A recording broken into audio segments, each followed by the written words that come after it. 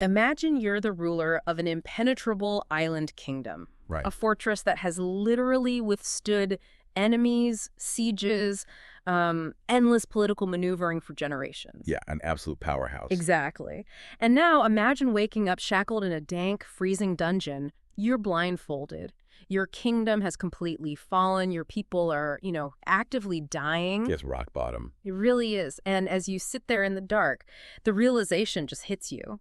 This wasn't some invading army that outsmarted your generals. All of this happened because the woman you loved, the woman you married, was actually a sleeper agent designed from birth to destroy you. God, it's the absolute pinnacle of weaponized intimacy. Yes. And the tension that really drives Danielle L. Jensen's The Traitor Queen isn't just that betrayal itself, it's the staggering geopolitical reality that comes right after. Right, because of who she is. Exactly, because that very same woman, the literal architect of your complete downfall, is now the only person on the face of the earth who possesses the specific skills required to save you. It's such a wild premise. And, for those of you listening who already know the world of Ithacanna and the broader political landscape of this series, we aren't here today to just, recount the plot beats. No, not at all. Right. We're doing a deep dive to dissect the machinery operating underneath the story. We're looking at a landscape where a single error in judgment doesn't just bruise a ruler's ego, it literally topples an entire sovereign nation. It disrupts global trade routes, sends thousands to their graves. Yeah, exactly. We are examining the brutal, really agonizing mechanics of true redemption, high-stakes political maneuvering, and honestly, the psychological weight of absolute accountability. Yeah. The narrative basically forces us to look at what happens when the personal and the geopolitical just violently collide. Yeah. And, the fallout cannot simply be apologized away. So let's drop right into the aftermath of that fallout, because we start with Aren, the former king of Ithacanna, being held captive in Maridrina by King Silas Valiant. Right, Lara's father. Yeah, the absolute worst-case scenario. And the conditions of his captivity are meticulously designed to break him. Oh, He's shackled for 13 days. He's occasionally gagged, but the text explicitly emphasizes one specific detail over all the physical pain, and that's the blindfold. The sensory deprivation. Exactly. Why is that specific thing, the blindfold, the thing that pushes a highly trained, hardened warrior to the brink of madness? Well, it really comes down to the neurology of sensory starvation, honestly, and how the brain processes trauma. Okay, unpacks that a bit. So when you remove visual stimuli for extended periods, your brain doesn't just quietly power down. It doesn't rest. Right. It actively, desperately searches for input. And when it can't find external data to, anchor you in space and time, it begins to manufacture its own reality. Oh, wow. So it turns on itself. Exactly. It pulls from the hippocampus and the amygdala, the centers of memory and emotional processing. So for someone in Aren's position, this means his worst fears and most agonizing memories aren't just like passing thought. They feel real. They become vivid, inescapable sensory experiences. It's basically a forced waking nightmare, because he's a warrior, right? If Silas were just beating him or torturing him physically, Aren could brace for the impact. Right, he knows how to take a punch. Yeah, exactly. But how do you brace your mind against itself? The physical pain of the shackles, the dampness of the cell that's almost secondary to him. It's background noise. Right. The real torture is being trapped in a dark void with the endless echo of Lara's betrayal. Precisely. It creates this paralyzing cognitive dissonance, because without the distraction of the physical world, he is forced into a psychological solitary confinement. And his only task there is to constantly weigh the truth of her affection against the reality of her treason. Which is impossible to resolve. Totally impossible. Yes. His mind just plays a continuous loop. Visions of her betrayal juxtaposed with her tearful face claiming, "I love you." God, that's brutal. He is trying to decipher reality from the performance. And because he is completely isolated, there is no way to verify any of it. And, of course, King Silas knows exactly how to exploit that specific vulnerability. Because when Silas finally removes the blindfold, they aren't in a torture chamber. No, they're not. They're sitting in a beautifully manicured rose garden. Yeah. It's a wildly jarring contrast. Aren lunges at him, chained like a dog, and Silas just calmly sneers at him. Because Silas is a master of psychological warfare. I mean, the rose garden setting is highly deliberate. How so? It's meant to disorient Aren, to remind him of the civilization and the comfort he has entirely lost, and to just assert total dominance. Silas doesn't need to physically strike Aren. His environment does the heavy lifting. Right. And then he pulls out a ragged, blood-stained piece of paper. The note. The note Lara wrote. Yeah. And Silas lays out the absolute duality of her treason. On one side of the note, she betrays Aren to save her sisters. Yeah. But on the other side, she betrays Silas by trying to subvert his plans. Right, she's playing both sides terribly. Exactly. And Silas uses this physical evidence to taunt Aren about where Lara's true loyalties actually lie. He knows it will shatter whatever fragile rationalizations Aren has built while sitting in the dark. And then Silas goes even further into the psychological manipulation. He recounts the story of Lara snapping her own sister Marilyn's neck. To save Aren's life, yeah. Right. He uses this horrific act of sibling murder to try and gauge Aren's emotional state. But here's where I have to stop and ask you to explain something, because Aren's reaction completely threw me when I was reviewing the sources. Okay, what part? Silas asks Aren point blank who killed Marilyn, and Aren lies. He does. He claims he killed Marilyn. Why on earth would he do that? I mean, in this moment, he hates Lara. He blames her for the destruction of his home and the death of his people, so why cover for her? That moment is just a brilliant study in the conflict between conscious grievance and subconscious attachment. Okay, tell me more. Consciously, yes, Aren tells himself he hates Lara. He has meticulously cataloged her crimes against his people. But we really have to look at the behavioral conditioning of their relationship. Right. For months, his primary directive, both as a husband and as a king protecting an incredibly valuable asset, was to shield her. From everyone. From everyone.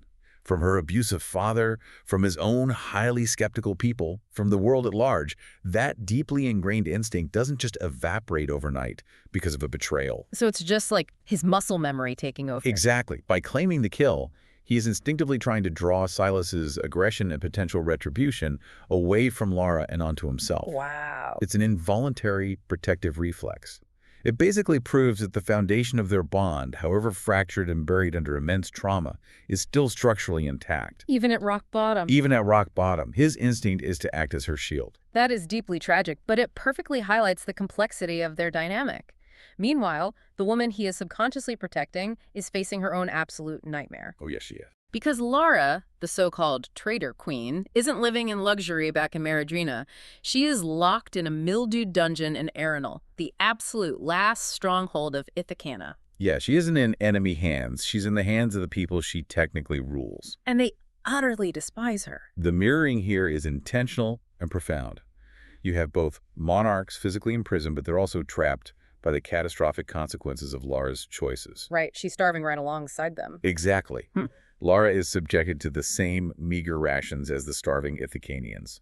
She's lying on a narrow cot in the damp cold. I mean, she had actively tried to prove her loyalty when the bridge fell by fighting Maradrinian invaders alongside Aren's twin sister, Commander Anna. Yeah, she went full warrior mode. She did.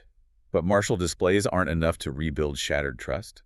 The Ithacanians slapped her in irons and threw her in a cell the very second the dust settled. And she wants to break free and rescue Aren herself, obviously. But she knows she needs Ithacana's resources and manpower to actually do it. But they won't even speak to her. Let alone arm her. Which means she is entirely isolated. And this is where we have to look critically at Silas Villian's overarching strategy.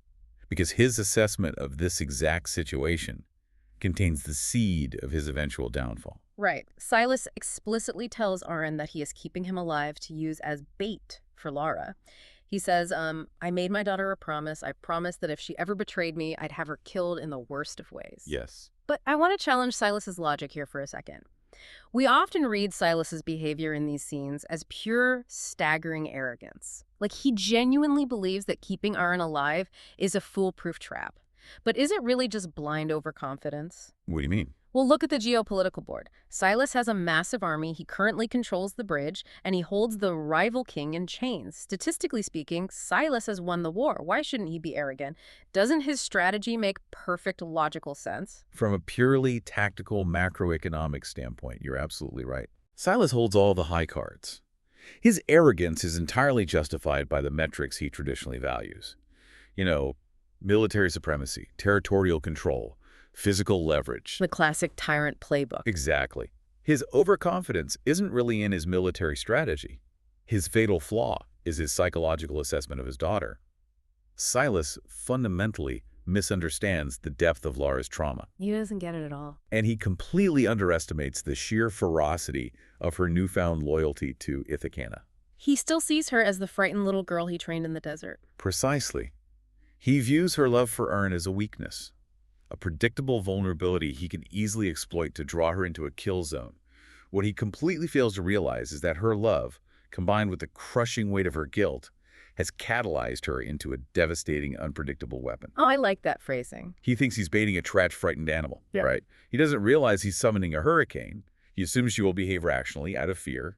He doesn't account for the fact that she no longer cares if she survives as long as Aren does. And that shift in motivation changes literally everything, because Lara realizes pretty quickly that sitting in a mildewed cell trying to convince hostile Ithacanians to trust her is a losing game. She doesn't have the time. Right. She can't wait for them to come around. She has to bypass their bureaucracy entirely and leverage the only people on Earth who are as lethal as she is. Her sisters. Her sisters. And to fully grasp the weight of this alliance, we have to examine the mechanics of their shared upbringing, because Lara tracks her surviving sisters, Sarhina, Cresta, and Bronwyn, to the Krestek Mountains. Which are just these incredibly remote, craggy peaks in Meridrina. Right. The sisters are highly trained assassins, raised in total isolation in the Red Desert by a brutal spy master known as the Magpie. And this wasn't just some strict boarding school. Oh, no. This was systemic cult programming. They were entirely isolated from the outside world, subjected to intense physical and psychological abuse, and essentially brainwashed from childhood to believe Ithacana was an evil, oppressive regime that needed to be eradicated. They were meticulously programmed to be emotionless tools for their father. Yeah. And the theme of programmed versus chosen loyalty is so central to understanding their dynamic. For their entire lives, their loyalty to Meridrina was installed through propaganda and trauma bonding. Right. Lara was the first to break that programming when she actually infiltrated Ithacana, learned the truth about its people, and fell in love with Aren. But breaking her own programming didn't miraculously save her sisters. If anything, it made it worse for them. Exactly. In fact, she actively betrayed them to execute her plan. Yeah. Right?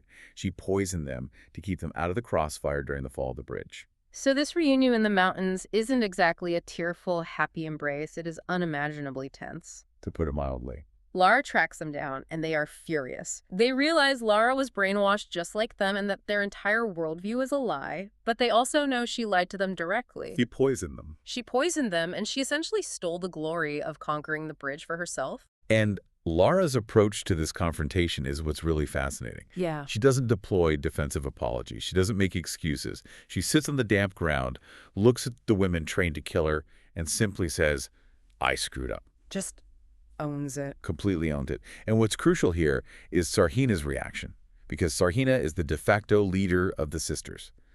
She looks at Lara and immediately diagnoses her emotional state. She says, you manage your emotions about as well as Bronwyn executes a rear knife attack. Like shit.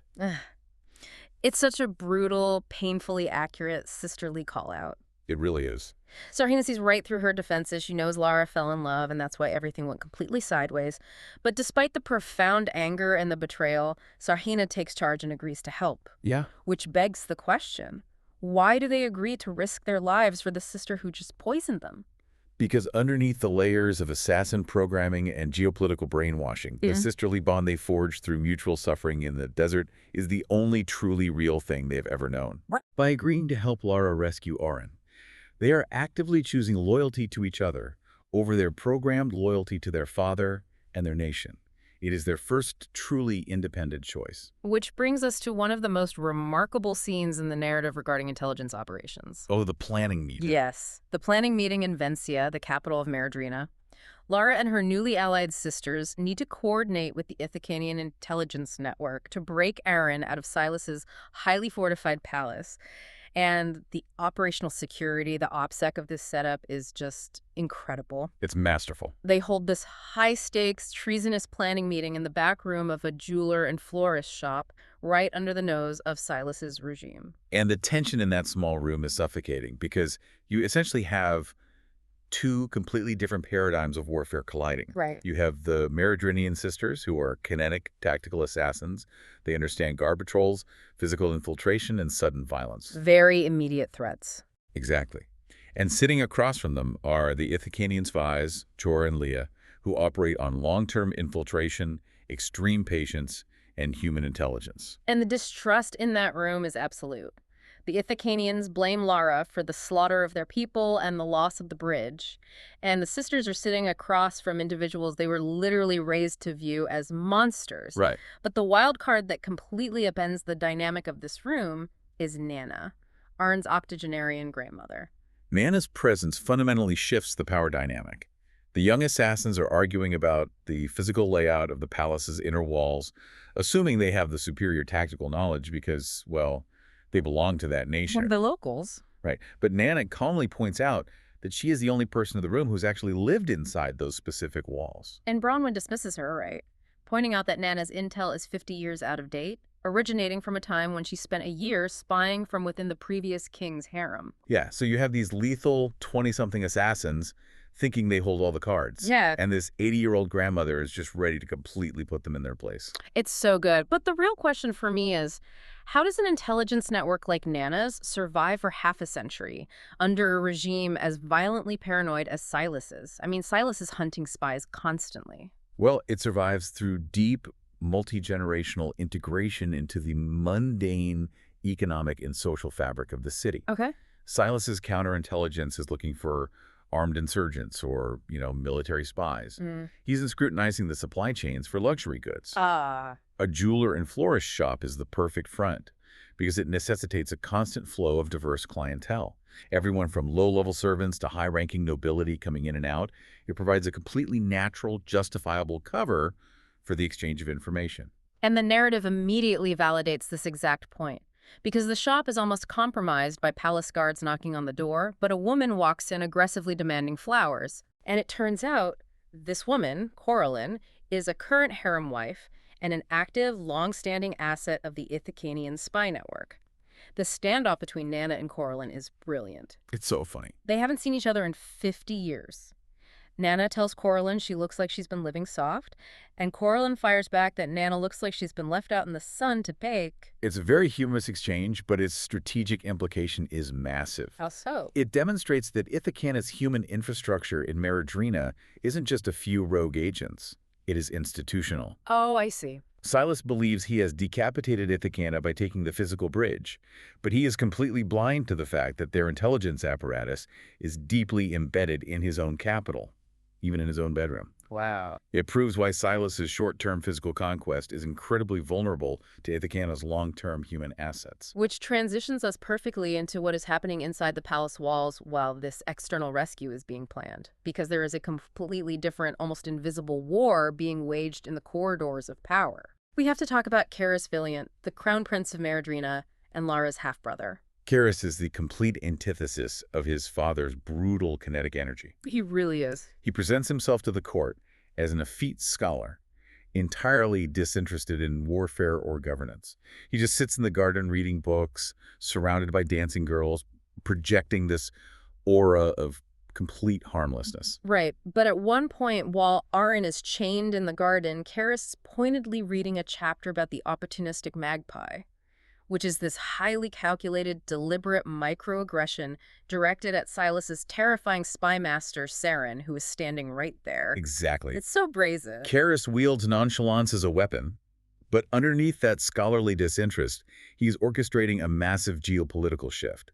He approaches Aren and reveals that he has brokered a secret deal to free a captured Valkatan general, Zara Anaphora, who happens to be the Valkatan Empress's niece. And this isn't just a friendly diplomatic exchange. In return for her freedom, Zara arranges for Valkatan ships to secretly supply the starving Ithacanians in Arenal with food. This logistical maneuver completely neutralizes Silas's entire military strategy, which was to besiege Arenal and slowly starve them into submission.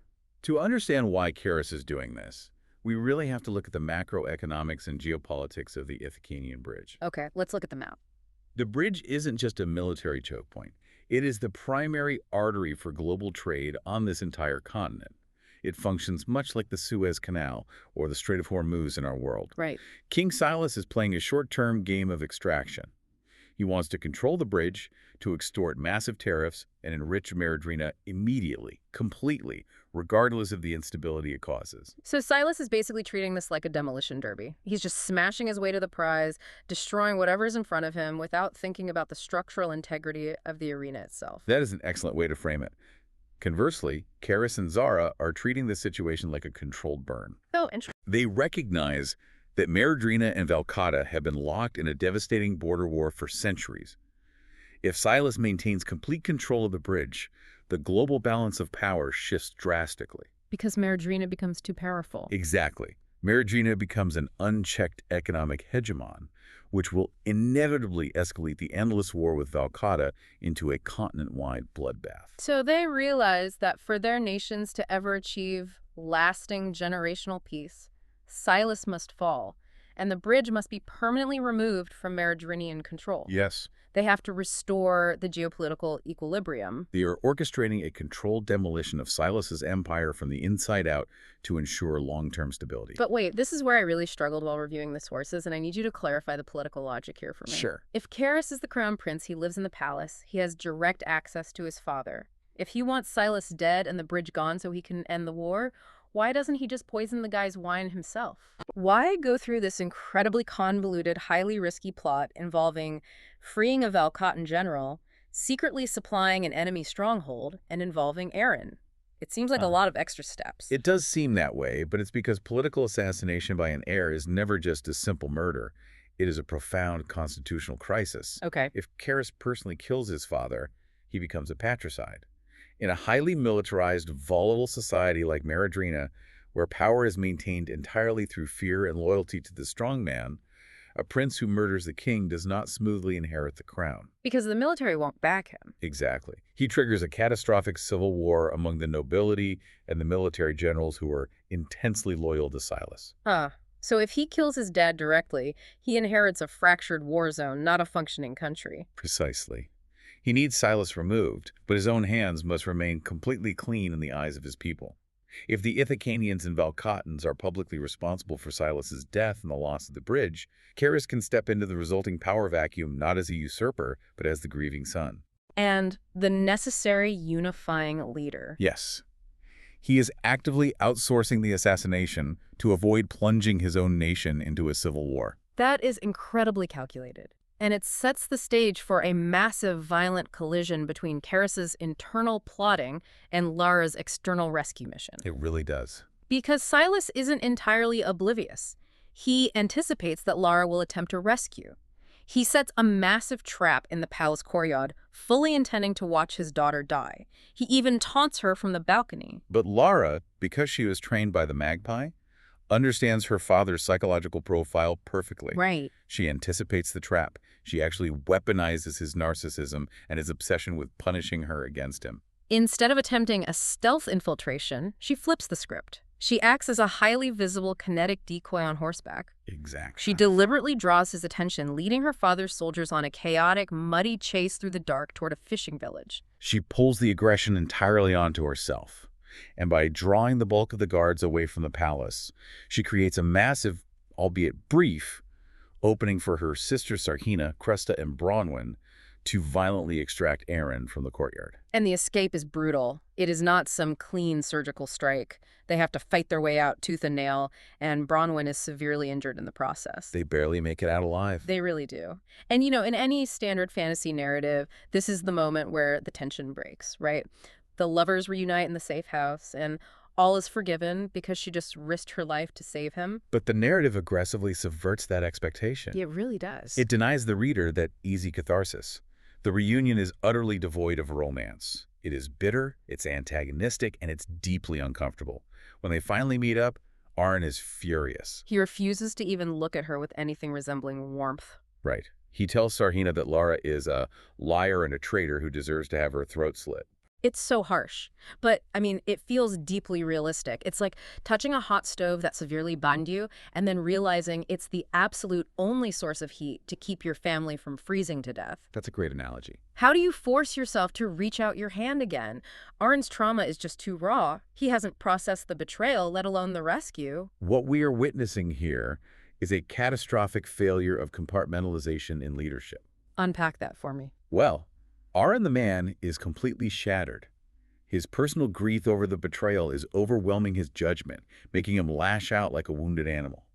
But Aren the king cannot afford that luxury. Right. He knows, logically, that he must rely on Lara's skills and her sisters if he has any hope of retaking his kingdom. But in this moment, he cannot separate his personal agony from his political necessity. And Sarhina, who has absolutely zero patience for his brooding, forces the issue. She physically tackles Aren, puts a knife to his throat, and delivers a brutal reality check. Sarhina acts as the ultimate truth-teller in this scene. She strips away his victimhood and forces him to confront his own hypocrisy. Yeah. She tells him point blank, "The only reason that the rest of my sisters and I agreed to help you was because Lara loves you and we love her." She forces him to acknowledge that his very survival is entirely predicated on the love he is currently cursing.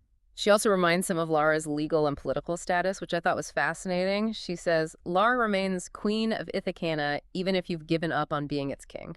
It's a brilliant tactical move. It really is. It snaps Aren out of his personal pity party and forces him to look at the geopolitical board. Because they escaped Maradrina, sure, but escaping just ensures survival. It doesn't win the war. No, it doesn't. To actually retake Southwatch and reclaim the bridge, they need a massive military force. Which leads us directly into a massive geopolitical gamble. Right. Ithacanna's forces are depleted, they're starving, and they're trapped in Arenal. So Aren and Lara have to travel to the heart of the enemy's enemy. They go to Piranot, the capital of Valcata, dressed in disguise, to literally beg the Valcatan Empress for naval support. And the Valcatan Empress is a formidable, almost terrifying figure. She is described as ancient and regal, laden with incredibly heavy gold and gemstones, cuffs, necklaces, wires woven directly into her hair. Yes. The wealth she projects is a physical manifestation of her empire's immovable power. And she holds a very deep, very specific grudge against Ithacanna. We really need to explore the historical context here, because this isn't just a vague dislike. It all comes down to the economics and logistics of the 15-year treaty. Right, because this treaty is the bedrock of the conflict. Yeah. The 15-year treaty was an alliance proposed by Aren's own mother, Delia. It connected Ithacanna, Herondel, and Maradrina. Yeah. And as part of this treaty, Ithacanna allowed Maradrina to use their highly protected bridge to transport steel. And here is the crucial logistical mechanism that devastated Valcata. Maradrina took that uninterrupted supply of steel, built massive warships and advanced weaponry, and used them to slaughter Valcatan soldiers in their endless border war. So they basically armed Valcata's worst enemy. Exactly. Yeah. So from the Empress's perspective, Ithacanna isn't a neutral party or a victim. Ithacanna is the arms dealer that actively enabled and armed her greatest enemy. They literally facilitated the bloodshed. Furthermore, the Empress reveals that she was best friends with Aren's mother, Delia. Yes. This introduces a deeply personal, emotional sting to a massive geopolitical conflict. She feels betrayed not just by a neighboring state, but by the son of her closest friend who allowed this treaty to continue. Exactly. So when Aren walks into her throne room and asks for her navy to attack Maradrina at Southwatch, the Empress sets an impossible term. The ultimatum. She refuses to help unless one very specific condition is met. Lara must be executed. Wow. She views Lara as a Maradrinian spy, an uncontrollable liability, and the root cause of the current instability. It's an ultimatum designed to test Aren's fundamental character and his desperation. And Aren outright refuses. He will not trade Lara's life for his kingdom. He won't do it. But Lara, and this is where her arc really accelerates, Lara screams at Aren to take the deal. She is perfectly willing to be executed right there on the floor if it means Ithacanna gets the navy. She is begging to be sacrificed. Her willingness to die is absolute proof of her loyalty to him and his people. But we have to look past the interpersonal drama and examine the Empress's macro strategy here. Okay. Because the Empress doesn't actually care if Lara lives or dies. The ultimatum is a political smokescreen. Wait, really? So she doesn't actually want Lara dead. What is her actual play here? As General Zara Anaphora later realizes and explains, the Empress is playing a brutal game of long-term attrition. Okay. She actually wants King Silas to overextend his military forces holding the Ithacanian bridge. She wants Maradrina to bleed resources, manpower, and wealth, trying to maintain control of a hostile environment halfway across the world. Oh, wow. Because if Maradrina depletes itself holding Ithacanna, their own domestic borders become incredibly vulnerable. Precisely. The Empress is perfectly willing to let Ithacanna be completely annihilated because it serves as a meat grinder for the Maradrinian army. That is so dark. It is a cynical, ruthless proxy war strategy. Once Maradrina is weak enough, Valcata can invade and conquer them entirely. So she just used Lara as an excuse. Exactly. By setting a term she knew Aren would likely refuse executing his wife, she gave herself a perfectly justifiable diplomatic excuse to deny aid and let her meat grinder strategy play out. That is terrifyingly pragmatic. But Aren's refusal is a watershed moment for his character. As much as he hates the betrayal, he draws a hard moral line. He does. He refuses to sacrifice his humanity or his wife for political expediency. He will not become his enemy to defeat his enemy. And this rigid moral framework actually inspires Zara. It does. Zara recognizes that her aunt, the Empress, is willing to prolong an endless bloody war for the sake of eventual conquest. Zara, who is firmly aligned with Karis's vision of generational peace, decides to commit high treason. She disobeys the Empress's direct orders and secretly commands the Valcatan Navy to assist Ithacanna anyway. So they secure their secret fleet and they head back to Ithacanna. But before the physical battle for the bridge can even begin, Lara has to face a much more terrifying gauntlet. Yes, she does. They land on the shores of Ithacanna, and they are immediately surrounded by hostile Ithacanian soldiers emerging from the trees, led by a man named Aster. And Aster is out for blood. Literally. He spits at Lara. He demands her death right there on the beach. And the hostility is visceral and entirely justified from the perspective of the soldiers. Aren steps between Lara and the soldiers, drawing a line in the sand. Right. He clarifies his position. He says she's no longer his wife and she's no longer their queen, but she saved his life, and if they want to kill her, they have to go through him. And this is the moment where Lara delivers an absolute masterclass in accountability. It really is. Because most people, especially leaders, when called out publicly for a massive failure, instinctually pivot to defense. They deploy the defensive apology. Right, the classic, I'm sorry, but... Exactly. They say, I'm sorry, but you have to understand my perspective, or I was manipulated. They try to soften the blow to protect their ego and their standing. Lara does the exact opposite. Yeah. She completely strips away your ego. She doesn't ask for forgiveness. She doesn't offer caveats about her upbringing or her father's manipulations. No excuses. She says, I deceived you, manipulated you, conspired to betray you. She validates their reality and their anger without attempting to mitigate her own culpability. And then she makes her only request. I'm not here for forgiveness. I'm here to ask you to allow me to fight. Yeah. She is asking for the opportunity to carry the physical burden of the war she caused. But the Ithacanians don't just hand her a sword and welcome her to the ranks. They exact a completely different kind of toll. They engage in a deeply profound form of restorative justice mixed with psychological punishment. Right. Instead of executing her, the soldiers line up, and one by one, they sit down and tell her the names of the people who died because of her actions. God, that scene. Aster tells her about his daughter, Reina, whose corpse was hung from the bridge by Maradrinian soldiers. It is agonizing to read. She takes every single verbal blow. She memorizes every name. The text points out she is unable to sleep because the psychological weight of the guilt is just crushing her. And this sequence really defines the mechanics of true redemption within the narrative. Earning trust back cannot be accomplished through grand, heroic, kinetic gestures alone. No, that's not enough. Going into battle, risking your physical life, that is actually the easy part for a highly trained assassin like Lara. Right, she does that before breakfast. Exactly. True accountability requires sitting in the excruciating discomfort of the pain you cause others.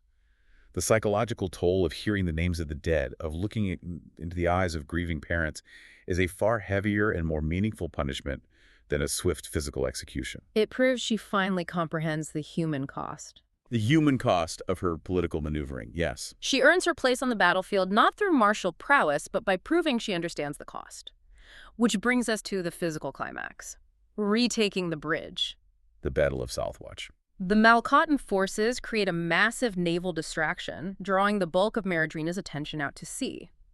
This allows Aren, Lara, and the Ithacanians to infiltrate Southwatch from the rear during a massive storm. And the battle is chaotic, it's brutal, and it's kinetic. The storm adds an element of natural fury to the political violence. Yeah, it's very atmospheric. And amidst this chaos on the deck of a ship, Lara finally comes face to face with her father, King Silas. Silas is sneering, arrogant to the very end. He calls her a traitor to her family and her people. He still believes his programming holds weight. But it doesn't. It doesn't. Lara doesn't hesitate. She drives a blade directly into his chest. And she delivers this incredible final line. no father. That's what they'll say about you. Oh, it's the ultimate subversion of his legacy. It's so satisfying. Silas spent his life trying to program his daughters and his nation to view him as the ultimate authority, the savior of Meridrina. Lara's killing blow, accompanied by that specific line, doesn't just end his physical life. Right. It dismantles his carefully constructed narrative. She ensures that history will remember him not as a brilliant conqueror, but as the architect of his own nation's ruin and a traitor to peace. But as Silas dies, the ship violently rocks in the storm, and Lara is thrown overboard into the churning tempest seas. Yeah. And these waters aren't just choppy. They are famously infested with highly aggressive, deadly sharks. Which leads us to the aftermath, and honestly one of the most fascinating cultural mechanics in the entire narrative. Yes. The battle's won, the Meridrinians are defeated, Aren finds Lara back on land, bandaging a severe wound on her leg, and he reveals the Ithacanian legend of the Sharp Trial. This concept is wild. For those who don't know, historically, Ithacanians throw accused traitors into the sea. They chum the waters with blood. If the sharks eat the accused, they are judged guilty. If the sharks spare them, they are judged true to Ithacana. It's a literal trial by ordeal. It is heavily reliant on the mythology and the harsh realities of their environment. Aren tells her what the soldiers witnessed when she fell in. The bloody waters were swarming with hundreds of sharks. A literal feeding frenzy. They attacked and consumed every Meridrinian soldier who fell overboard. But the largest shark swam directly up to Lara, assessed her, and then simply swam away. And Aster, the man who spit on her and told her about his murdered daughter, witnessed this happen along with the rest of the army. And it changes everything. If we analyze the sociology of this moment, it reveals how myth functions in closed, highly superstitious societies. Okay, unpack that. For an island-dwelling people whose entire existence relies on navigating dangerous waters, a logical, verbal apology from a former enemy means very little. Right, words are cheap. Words can be fabricated, political alliances shift. But a sign from the natural world, the apex predators of their own island, actively sparing her amidst a feeding frenzy, carries undeniable, almost divine weight. The island itself, the very environment they worship and rely on, has acted as the ultimate jury. It has judged Lara and found her worthy. The myth entirely exonerates her in the eyes of the people, bypassing the need for decades of political maneuvering. Yeah. But crucially, it was her willingness to face their wrath on the beach, to hear the names of their dead, and to physically fight her own father that put her in the position to be judged by the sea in the first place. It brings her character arc full circle in the most dramatic way possible. She goes from rotting in a mildewed dungeon, universally despised as the Traitor Queen, to standing on the balcony before the surviving people as the undeniable, accepted queen of Ithacana. Right. Not because Aren commanded it, but because the island itself mandated it. It's an incredible synthesis of personal accountability, political maneuvering, and cultural mythology. As we step back and look at all of these incredibly dense layers, it's clear that the Traitor Queen isn't just a fantasy story about swords, spies, and secret meetings. Not at all. It is a profound, unflinching examination of how trust is broken on both a macroeconomic and a deeply interpersonal scale, and what it actually takes to rebuild it. It posits that redemption is never freely given, nor can it simply be asked for with a well-crafted apology. Right. It must be bought with blood, with profound humility, with the willingness to face your victims, and with the passage of time. Which brings us to a final, lingering thought for you to ponder. We've spent this deep dive talking about accountability and earning trust back from the people you've wronged. But I want to introduce a slightly different angle on leadership. Okay. Think about the concept of leadership and forgiveness. In Lara's case, she goes through this massive ordeal to earn the right to fight, and the myth of the sharks eventually exonerates her, providing a neat bow of forgiveness from the populace. True. But what if the sharks hadn't spared her and she had just managed to aggressively swim to shore? Oh, that's interesting. Does a leader actually need to be forgiving by their people to be highly functional and effective? Or is raw utility the sheer ability to protect the nation, secure supply lines, and win the war enough to lead, even if you remain universally despised by the people you are saving? Wow. Are love and forgiveness actually necessary for governance? Or are they just comfortable illusions we demand of our leaders? Something to think about. Thank you so much for joining us on this custom-tailored deep dive into the Traitor Queen. The world is full of fascinating stories waiting to be unpacked, and we'll be right here to explore the next one with you.